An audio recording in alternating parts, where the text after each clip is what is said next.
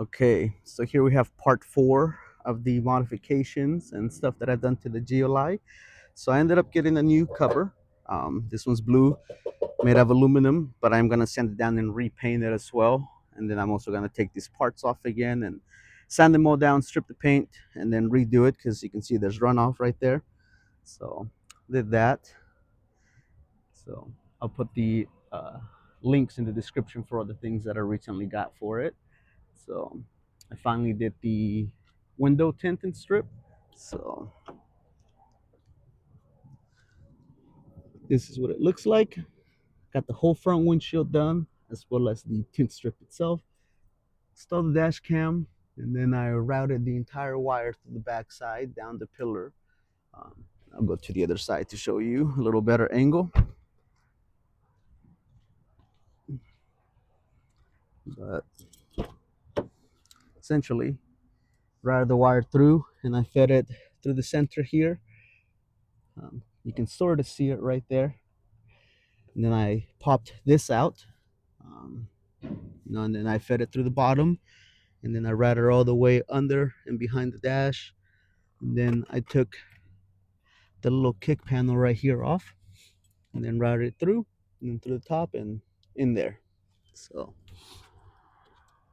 but I don't remember if I mentioned this last time, but I also got the tube installed in the back. It's a pretty easy installation. You do have to cut part of the interior to make it fit.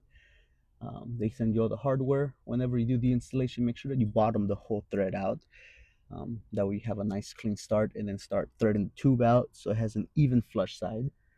Once you do that and you get it snug, maybe like another turn or turn and a half, it doesn't have to be super tight, but otherwise you'll damage part of it. But essentially that's all it is for that. Nothing too crazy over top. It took me about, I want to say 20-30 minutes, mostly because I was trying to figure out where the holes were going to be. And as you can see, that one's much better than that one. That was my trial run.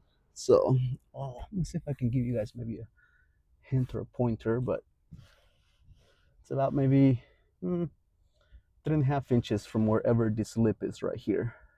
3.5 inches down, about a quarter inch. Well, sorry, maybe a little more because the bolt is down there. So, anyways, figure it out from there.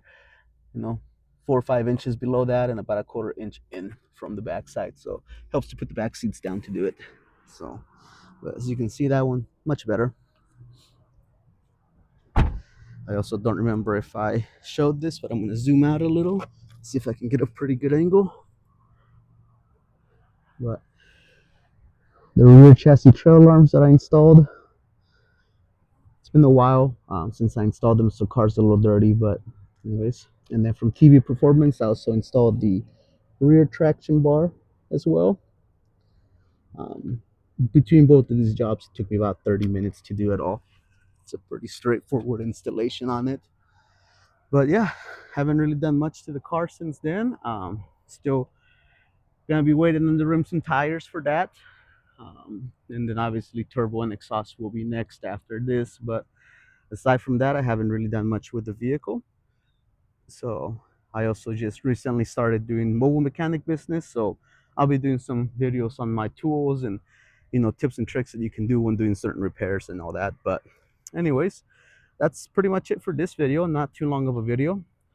It took me a while to upload because, long story short, one of my cats passed away, so I was dealing with that, and kind of put me in a bit of a bad mood. But here we are now, back in business, and I'll be finishing the entire project of this car, hopefully in the next 6 months or so. But anyways, thank you everyone for watching. Have a good day.